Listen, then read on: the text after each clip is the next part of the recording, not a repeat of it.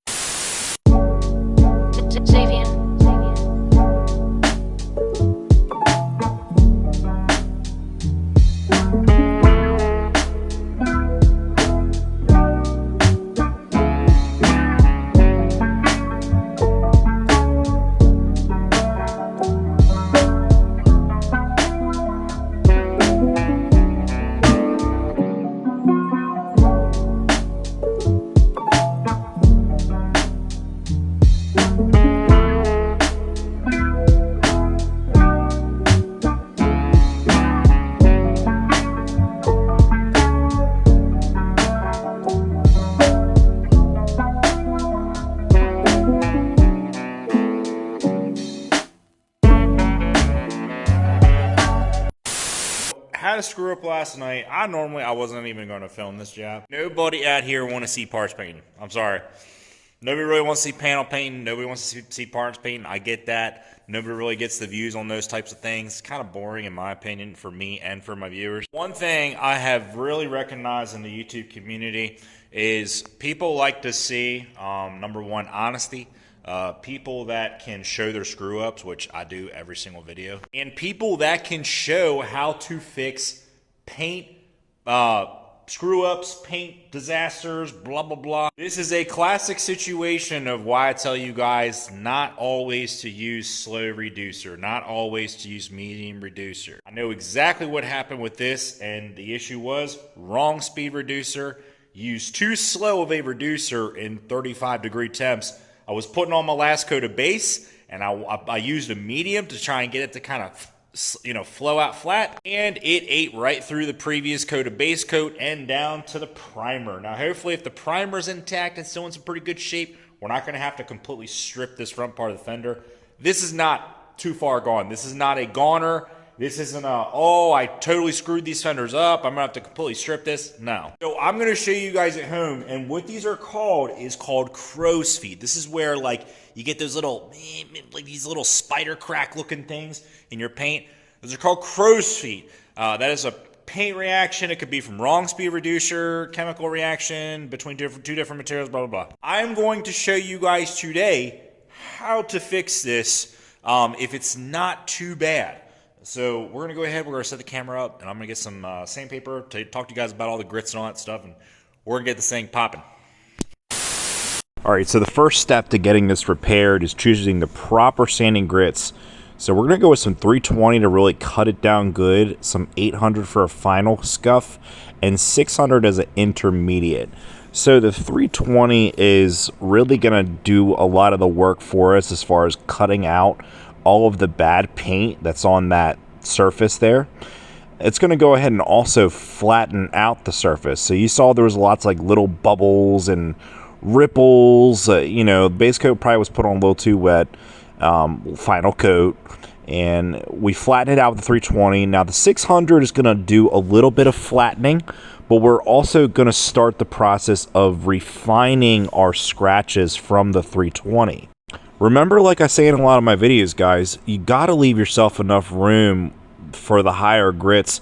You want to start refining your scratches sooner than later because you don't want to burn through all that material with the 320. And if you burn through all the material, well, there's nothing left. So we finished off the edge with 800. Now we're looking at the rest of the fender.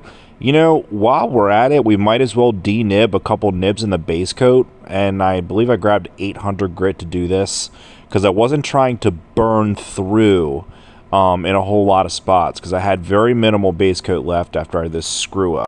So once you're denibbed and all the problem areas are fixed, you're going to go ahead. I like to use a gray Scotch pad. I don't scuff over base coat very often because I don't have screw ups like this very often, but I just use a gray Scotch pad just to give it a light scratch. Anything over 24 hours, you have to rescuff the surface. to clean, microfiber, and a tack cloth, after your scuffing is all done, and that'll get you pretty much ready for paint. If you do have any burn throughs, Speedokote sells a great self-etching primer in a can. It's really great for little small burn through spots right before you paint, and you don't have to sand. Now when it comes to your first coat of base, I want you guys to take a deep breath, and this is like the most crucial coat of paint in the whole job. You have to put it on so extremely light to the point where you can barely see it going on. What that's going to do is it's going to seal off any problem that may be underneath. So whether it was a chemical reaction or whatever, you want to go extremely delicate on that first coat. And as you guys can see, all right, I'm starting to put it on a little bit wetter. What I like to do for repairs like this is about 2 to 3 dust coats, 1 medium coat, and 1 smacking wet coat. Make sure that you hold the gun on the paint job the whole time. You're putting on your dust coats, you're actually going to want to force dry it so that it doesn't actually have a chance to react. I have gotten pretty good success doing this, especially with fish eyes. You guys know I force dry a lot of the problem areas when it comes to fish eyes. Force dry it so you don't give it a chance to react. And check this out. Back to square one, we are ready for clear coat, almost. This is all smooth. It's not perfect, but it's pretty much acceptable. Denibbed a couple spots, that looks good.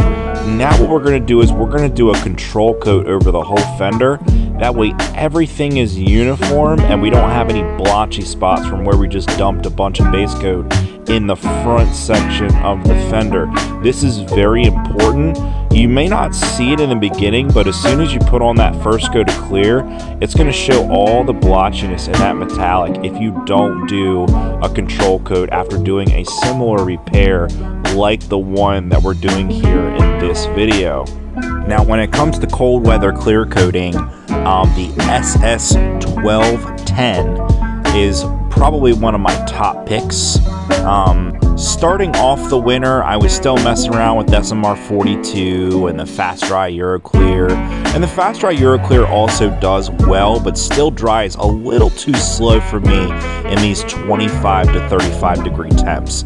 This clear coat, you can use it all the way down to 25 degrees in your shop with no heat and not get any runs, any sags, no problems. For cold weather application, you're going to go ahead and apply 1 medium to light coat for the first coat. You're going to want to jack up that air pressure for sure and make sure you're getting very good atomization out of the clear coat in these colder weathers. I find that in colder temperatures, just bumping up the air pressure just a couple PSI to help break up those resins in the clear coat and the catalyst really make a huge difference. You guys got to remember, clear coat is also kind of similar to epoxy, like a floor epoxy. When they get cold, they get thicker. So you kind of want to add just a little bit more air pressure behind the gun to help it break up. If the clear coat is a little thicker, break it up so it can atomize properly and give it a nice finish. And as you guys can see, first coat is looking phenomenal. Minus we got a couple nibs of trash, which is very typical in garage painting. Don't freak out over that. You can always apply additional coats of clear coat to kind of bury those defects. If you plan on only doing 2 coats of clear, you can also do a denib method where you're basically spot sanding just those nibs out and giving those areas a quick polish and basically leaving the rest of the fender alone. Now when it comes to the second coat of clear coat, if you're just doing some used car work or some economy work or cheap work, you're really only going to do 2 coats of clear. So this second coat of clear has to be good. So we're putting it on just a little bit wetter. We're moving the gun a little bit slower, but we're still not going to go full wet. There's not a whole lot of clear coats out there on the market that you can really just slam it on full wet in 25 degree weather and not have it run. This clear coat, you can put it on medium wet, multiple coats, and it will not give you any problems as long as you're putting on smooth, even, transitional medium coats. make sure before you wrap up the job, always walk around the fenders and check out different angles. Look at it from the side, one side to the other side, top to bottom, crouch up and down. Make sure you get that thing really, really nice on that second coat, because once you do the second coat, that's it, you're done. When it comes to mixing up your clear coat, I always tell people to mix a little bit less than what you think you need to prevent waste. And as you guys can see, after the second coat, I had no waste.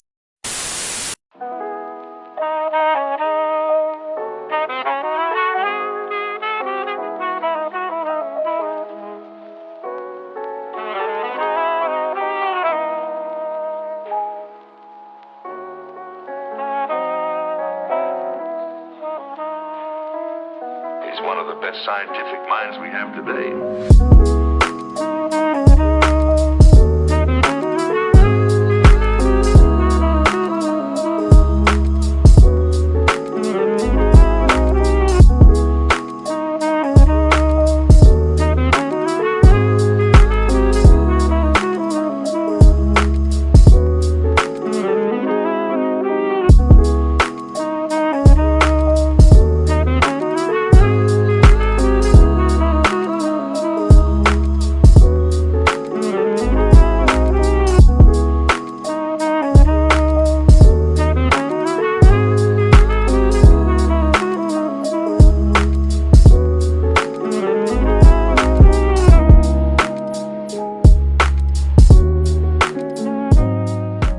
There you guys have it. Day after, I would say they're about 90% cured up. Probably gonna take another day to like fully cure, but I want to come in here and show you guys the finished product after drying. You know, there's a whole lot of, you know, people out there spray something down nice and wet. Looks good while it's wet, and then the day after it dies back, shrinks back, etc. You know, that's just not a true honest glimpse of what those panels are actually going to look like. Fresh batch of this Glamour Clear in. My other Glamour Clear was like years old, so I had a little bit of that yellow tint to it, and this stuff has a little bit of a yellow tint to it, even the new batch. But this new batch is spraying nicer, it's drying better, it's looking like it has a tiny bit more gloss. I don't know. Fresh batch material maybe makes a difference, but this stuff right here is the bee's knees. It was 25 degrees last night in this garage when I was spraying this material. No runs, no sags, and virtually no orange peel without even having a pressure regulator on my gun. No idea what I was spraying at pressure-wise. I was just spraying it on there. No problems. These are the most user-friendly products in the world out there. This is exactly who these products were designed for. Guys like you and me, spraying in a garage, mobile auto body technicians. These products are designed to work for you. So while there was a lot of critics on this paint job, and of course I get it, you know, you're a public figure, you're gonna get criticized. This is what a successful paint job looks like. I sprayed this car months ago and have not touched it. And it has not shrunk back, it has not died back, it has not lost one single ounce of its gloss. That is successful painting right there. Of course, all the critics go, it's not a successful paint job because you got runs in it. Yeah, whatever. It's always better to have a couple runs, even if it's a little bit excessive, you know, 5, 6 runs in a paint job, and have the whole thing look like glass, versus have the entire car screwed up, bunch of peel, bunch of dry spots, bunch of fish eyes. It's always better to have one versus the other. Point being, I wanted to show you guys these things dried up, you know, not wet, you know, not wet, dry to the touch. Still got some minor trash in them here and there, but overall, I mean, these things came out really clean. I didn't even wash my floor before I did this job. My floor is absolutely dirty right now. Dirt on the walls, just dirt everywhere. And, you know, I got a pretty clean job considering that fact. Like 3 to 5 specks of dirt in this one, and maybe 3 to 5 specks of dirt in this one right over here, give or take. And that's, honestly, that's about an acceptable amount to have. You know, if this was a full-out warranted job, you know, insurance job, whatever, we would be denibbing that. Just some economy paint work, you know, used car paint work, stuff like that. You guys know the deal. Standing 3 to 5 feet away looks fine. The point is this: if you guys get screw ups in your paint, don't panic, okay? Do not panic. As long as it's somewhat reversible, these crow's feet were not as bad. I have seen worse and I've had worse. Sometimes you're going to be spot stripping that entire spot. You're going to have to reprime it, re-feather edge it into the rest of the panel. Again, it can get hassle-some, but just don't freak out. Remember, mess-ups are what make you a better painter. Makes you a professional in any trade, whether you're a painter, body guy, construction, electrician. You know, you got to make mistakes to get better. I'm only doing this since I've been 17 years old. You know, I'm still a young man. I'm 31 now. You know, I'm still going to make mistakes. I don't have them very often. I don't have big screw-ups like this very often, but I do still have minor mistakes here and there. And guess what? I always take the opportunity to learn from them. And in that process, I'm privileged enough, I have the power and the capacity to be able to get it on film and show you guys so you guys can get some better paint jobs at home. That is the whole point of this YouTube page, guys. Well, not the whole point. We do make some cars great again. That I definitely thoroughly enjoy, but that is the major point of this page, is to display, okay, we're painting at home, we got some dust on the floor. How good of a finish can we get outside of a paint booth? Slap the primer on it, slap some base, slap some clear. All right, looks good, send her down the road. The whole point. So, but I really do hope you guys learned from this one. I hope you guys got a good bit of education out of it, and maybe it can relax you guys a little bit when you have those paint problems come up. Anyways, I'm going to wrap up this video, guys. If you guys are looking for the best, most affordable auto body products in the world, head on over to www.speedokote.com.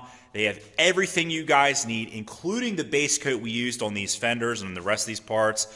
Paint by code, primer sealer, primer filler, body filler, and the clear coat, all on one website, www.speedokote.com. Check them out. I'm signing out. This is it for this video. Catch you guys on the next one.